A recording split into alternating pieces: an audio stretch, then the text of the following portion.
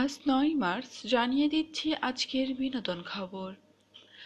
প্রথমবার উমরায় যাচ্ছেন দুইবারের জাতীয় চলচ্চিত্র পুরস্কার বিজয়ী অভিনেত্রী নিপুণ। সেখানে যাবার জন্য সকল প্রস্তুতি শেষ করেছেন তিনি। ১১ মার্চ এর ফ্লাইটে সৌদি আরব রওনা করবেন বলে নিশ্চিত করেছেন তিনি। নিপুণ বলেন, আমার ছোট ভাই সহ ওমরায় যাওয়ার পরিকল্পনা আগে থেকেই ছিল, এবারই প্রথম যাচ্ছি। তবে এর সঙ্গে অভিনয় ছাড়ার কোনো সম্পর্ক নেই, ফিরে এসে কাজ শুরু করার ইচ্ছে আছে।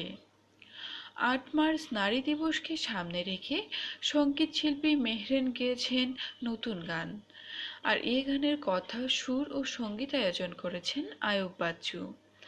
এই গানটি ইউটিউবে প্রকাশ করা হয়েছে।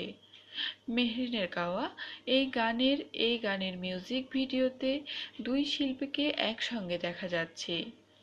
আমি নারী, আমি না পারি শিরোনামের গানটি শোনা যাচ্ছে রেডিও, টিভি চ্যানেল, মেহরিনের ফেসবুক পেজ, ওয়েবসাইট ও ইউটিউবে। সুজানা অনেকদিন ধরেই মডেলিং ও নাটকে অভিনয় করছেন। অন্যদিকে কাজী আসিফও অভিনয় নিয়ে ব্যস্ত সময় পার করছেন। তবে এবারই প্রথম জুটি হয়ে একটি নাটকে কাজ করছেন তারা, নাম গেম।